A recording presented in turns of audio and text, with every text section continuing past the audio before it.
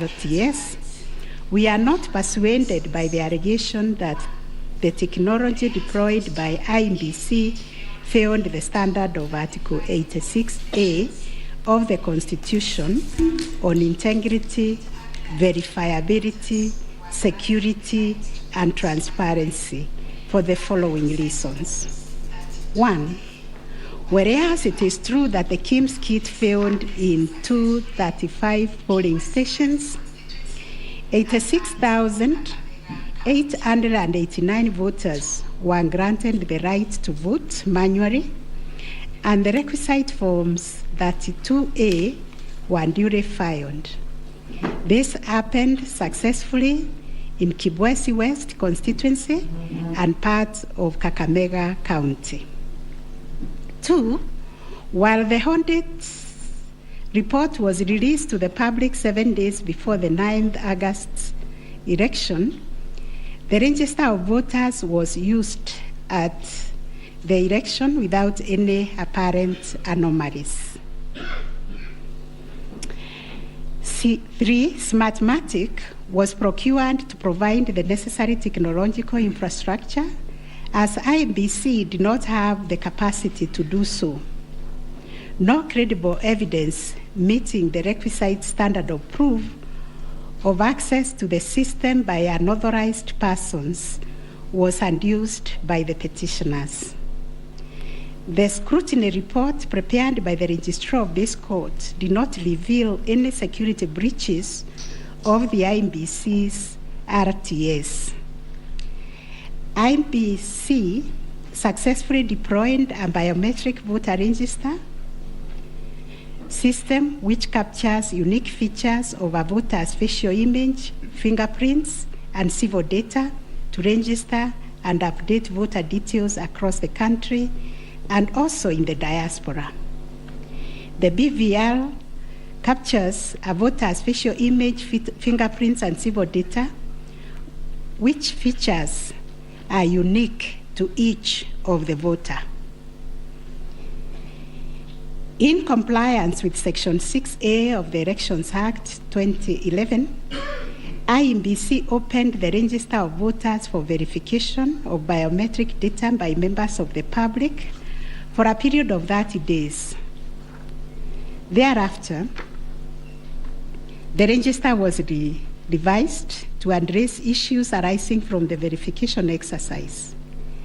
KPMG then audited the register, and we are satisfied that the inconsistencies and inaccuracies identified during the audit were somewhat successfully addressed. The second issue was whether there was interference with the uploading and transmission of Forms 34A from the polling station to the IMBC public portal. The first petitioner arranged staging that a person who had access to the RTS intercepted, detained, or stored Forms 34A temporarily to convert or manipulate it before uploading it on IMBC's public portal. It is arranged also on 11th August 2022, IMBC dumped over 11,000 Forms 34A on the public portal between 11 to 11:09 hours. To rebut this allegation, IMBC and its chairperson, in their response dated 26th August 2022, denied staging and unauthorized intrusion of the RTS. In that regard, they urged that every image of Form 34A was uploaded immediately after the transmittal of results. The form was received as evidence by the timestamp. Similarly, the first respondent denied these allegations.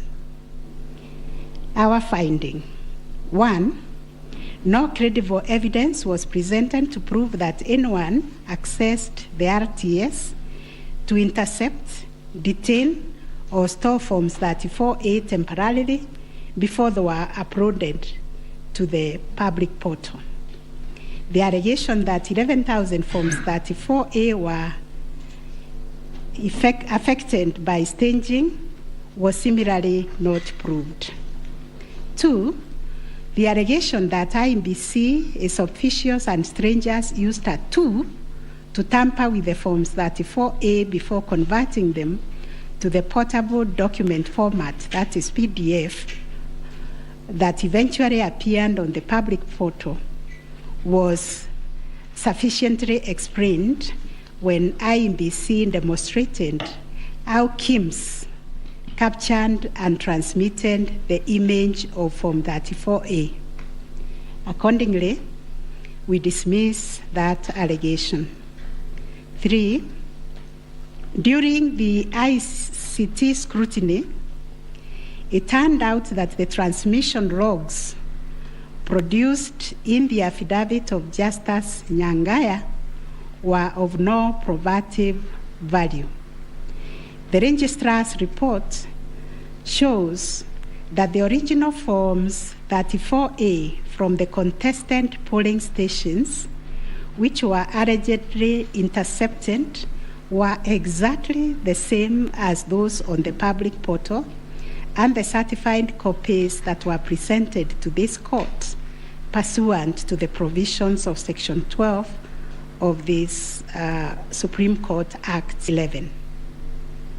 4, regarding the allegation that the integrity of the public portal was compromised, this was disproved by evidence of consistent attributes such as unique timestamps, uniform PDF conversions at the polling stations, correct polling station mapping, and consistent KIMS reporting from verification to transmission of results. 6, the RTS was configured on a virtual platform network, VPN, and the SIM cards locked to a specific polling station. The server was also configured to accept results only from authorized and properly mapped KIMS kits. In our view, the petitioners failed to produce credible evidence to the contrary. 7, a review of some of the logs presented as evidence of staging showed that they were either from logs arising from the 2017 presidential election or were outright forgeries.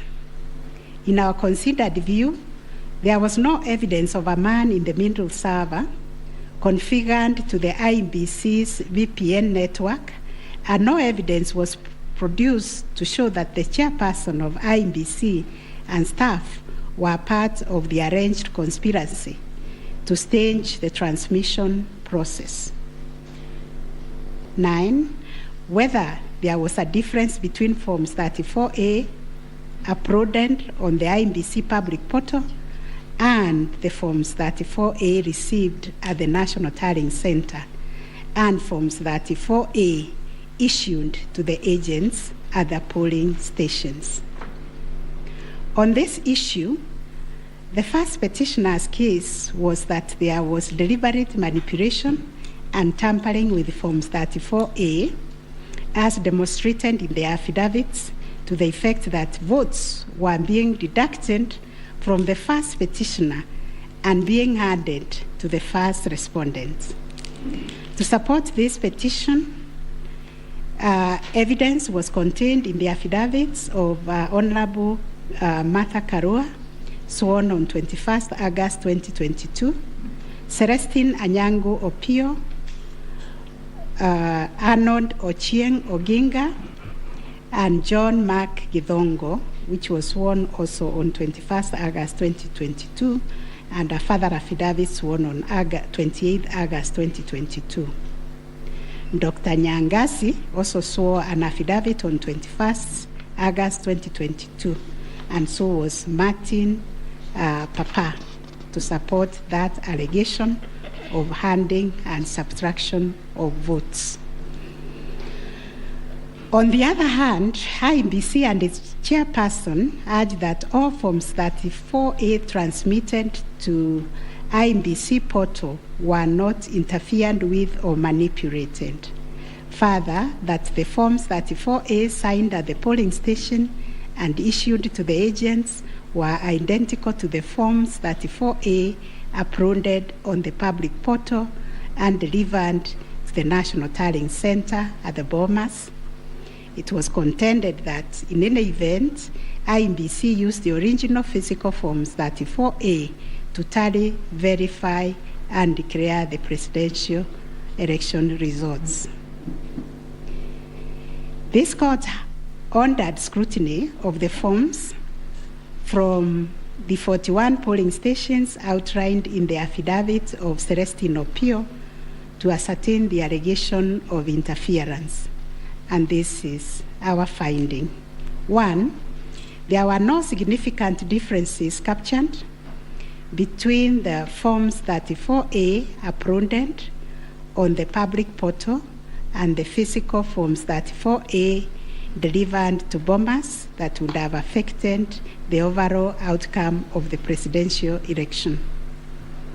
B, no credible evidence was presented to support the allegation that Forms 34A presented to agents differed from those uploaded to the public portal. The report by the registrar of this court confirmed of the original forms in the sampled polling stations. The affidavits of Celestine Utwio and Arnold Ochieng Oginga, while containing sensational information, were not credible, as the registrar's report confirmed that all the Forms 34A attached to those affidavits and purportedly given to them by the agents at Select Affidavit, that there is nothing to show that they had instructed both Celestine and Arnold to act for them. Yet the two have gone ahead to depone on matters that are not within their knowledge. This court risk of unknowingly swearing to falsehood and may also be liable to cross-examination to prove the matters deponed. We must remind counsel who appear before this court, or indeed before any other court or tribunal, of the provisions of sections 113 and 114 of the Penal Code that swearing to falsehoods is a criminal offense, and 2, that it is an offense to present misleading or fabricated evidence in any judicial proceeding. Section 114 of the Penal Code states, and I quote, "Any person who swears falsely or makes a false affirmation or declaration before any person authorized to administer an oath or a declaration upon a matter of public concern, and at such circumstances that the false swearing or declaration, if committed in a judicial proceeding, would have amounted to perjury, is guilty of a misdemeanor." One of the most serious losses an advocate may ever suffer is the loss of trust by judges for a long time. Such conduct amounts to interference with the proper administration of justice. The contents of the affidavit of John Mark Githongo, which may contain forgeries, are also dismissed for not meeting the evidential threshold. Those averments contain no more than incredible and hearsay evidence. No admissible evidence was presented to prove the allegation that Forms 34A were fraudulently altered by a group situated in Karen under the direction of persons named in the affidavit and video clip attached to it. As a matter of fact, these two affidavits amount to double hearsay and incapable of being proved to each of us. We turn to Form 34A for Gasharaigo Primary School, which was sensationally presented by Madam Judy Soweto, advocate, to show that one Jose Camango accessed the RTS and interfered with the result contained therein. This also turned out to be no more than hot air, and we were taken on a wild goose chase that yielded nothing of probative value. The KIMS kit relating to Songonyo Primary School, which bore the same serial number with another, was admitted by IMBC as an inadvertent manufacturer's error. We are also satisfied that the two kits and other identifying features that were markedly different, including the timestamps and polling code, and therefore nothing turns on this anomaly. Therefore, to the question whether there was a difference between Forms 34A uploaded on the IBC public portal and those received at the National Tallying Center and those issued to the candidates' agents at the polling station, we have found none. Issue number 4, on whether the postponement of gubernatorial elections in Kakamega and Mombasa counties, parliamentary elections in Kitui, Rural, Kachiriba, Rongai, and Pokot South constituencies, and electoral ones in Nyaki West, in North Imenti constituency, and Kwanjenga in Embakasi South constituency, resulted in voter suppression to the detriment of the petitioners, and especially in petition number 5 of 2022. It is common knowledge that IMBC postponed elections for various seats during the general elections of 9th August 2022 due to mix-up of ballot papers in the above-named electoral units. It is the combined case of the first and second petitioners that, in terms of Articles 136, 2A, 177(1), and 181, as read with Article 1 of the Constitution, the chairperson of IMBC had no jurisdiction to postpone elections in those areas.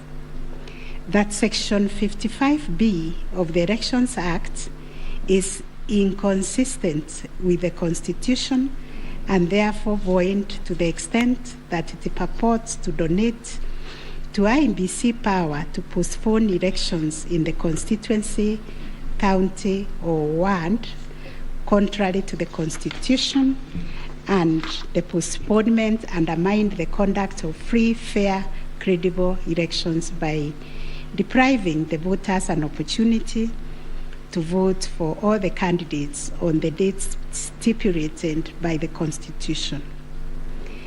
The petitioners further contend that the postponement of elections and the overall effect of suppressing voter turnout in the electoral units in question, which was prejudicial to him.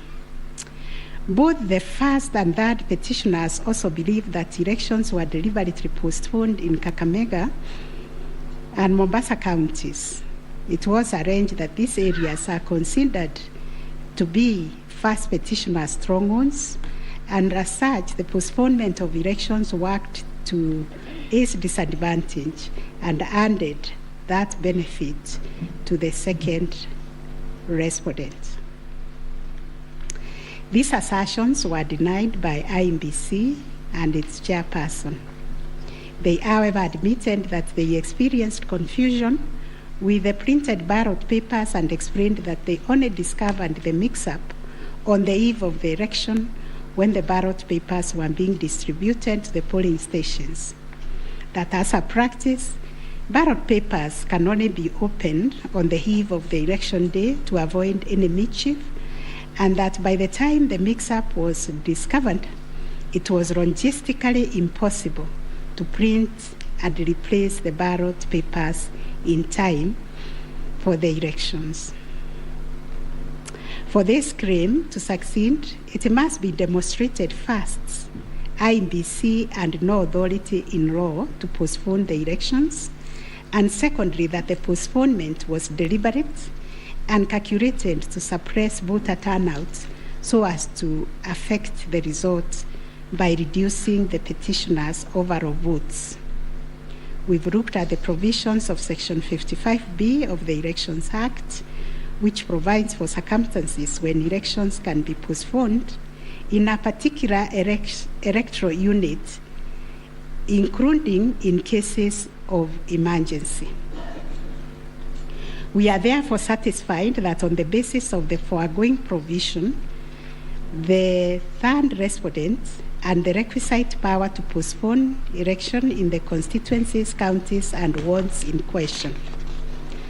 Concerning the allegation of voter suppression, we note that voter suppression is generally recognized as a political strategy which takes many forms, but whose practical effect is ultimately to reduce voting by deliberately discouraging or preventing targeted groups of people from exercising their right to vote and thereby to influence the outcome of an election.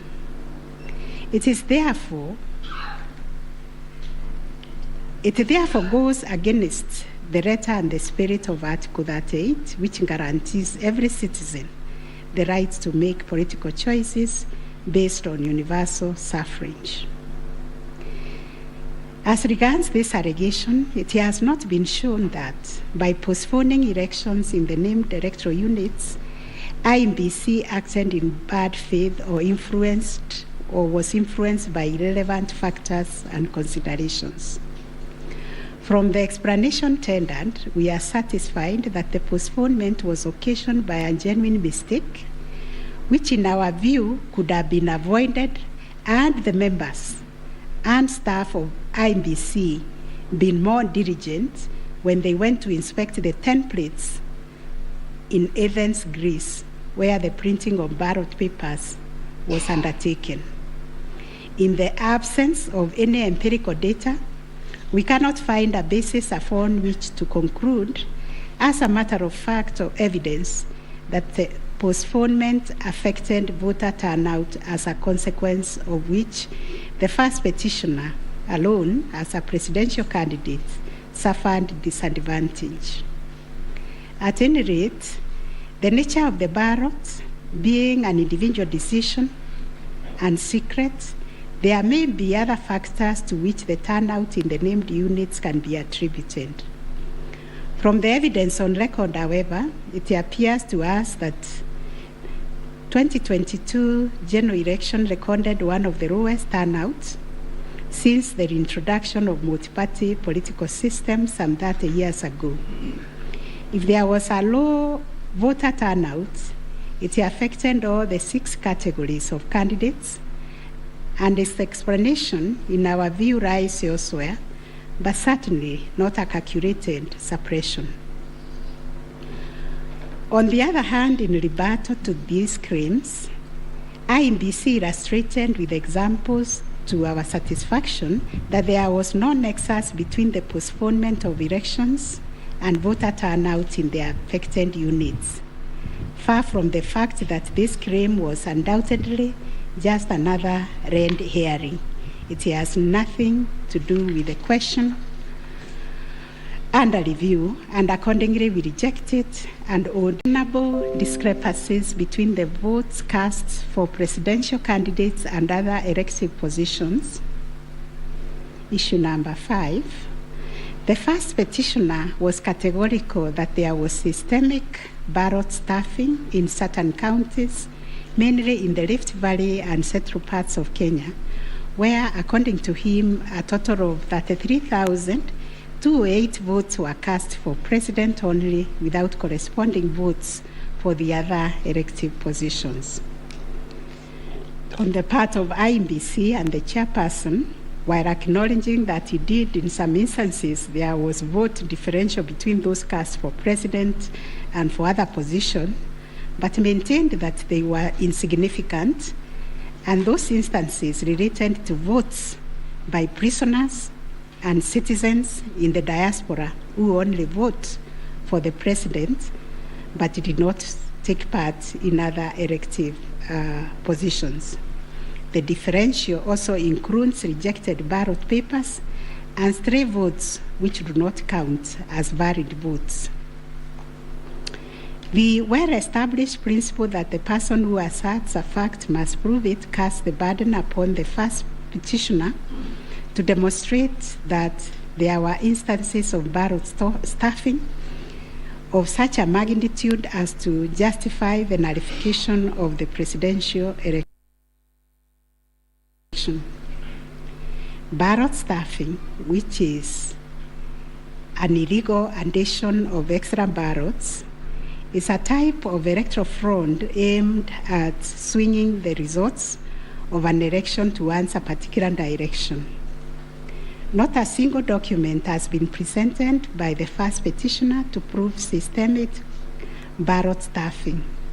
A figure of 33,208 votes relied on in this claim is based on unproven hypothesis that since the number of votes cast for the president is higher than those for other positions, then, without more, it must follow that there was fraud.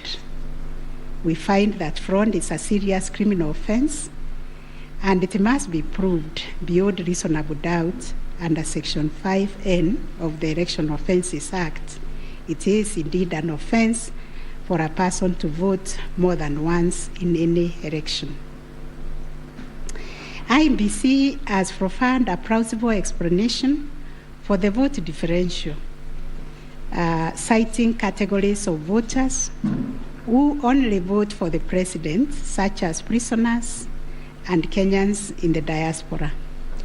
There were an insignificant number of stray votes whose combined effect cannot justify nullification of the election. Finally, on this point, a general election in Kenya comprises of 6 different separate elections held concurrently on the same day.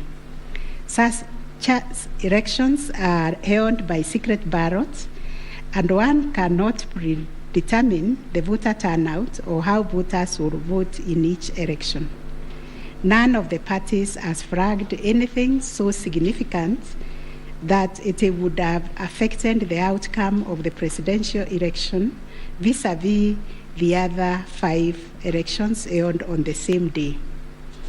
We find, therefore, there were no unexplainable discrepancies between the votes cast for the presidential candidates and other elective positions.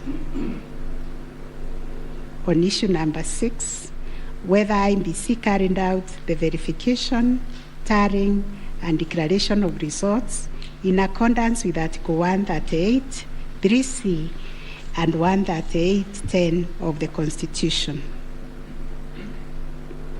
This issue arises from the printings in all the petitions as consolidated. Based on the said printings, the affidavits sworn in support thereof, and the written and oral submissions by parties, two viewpoints regarding the meaning, scope, and application of Article 138, 3C, and 10 of the Constitution have been advanced. On the one hand, the petitioners submit that pursuant to the foregoing provisions, the role of verifying and tallying of votes as received from polling stations countrywide is vested in the Commission as a corporate entity and not the chairperson of the Commission. It is their argument that the chairperson cannot undertake this task to the exclusion of other commissioners. They submit that the language of Article 138(3)(c) does not envisage a situation where the chairperson can arrogate to himself unfettered authority to verify and tally the results at the National Tallying Center without involving the other commissioners. Such action, they contend, would not only be unconstitutional, but would be sufficient ground without more to nullify an election of a president-elect. In support of their argument, the petitioners cite The Court of Appeal decision in IMBC versus Mainakiai and 5 others, as affirmed by this court in the case of Raila 2017.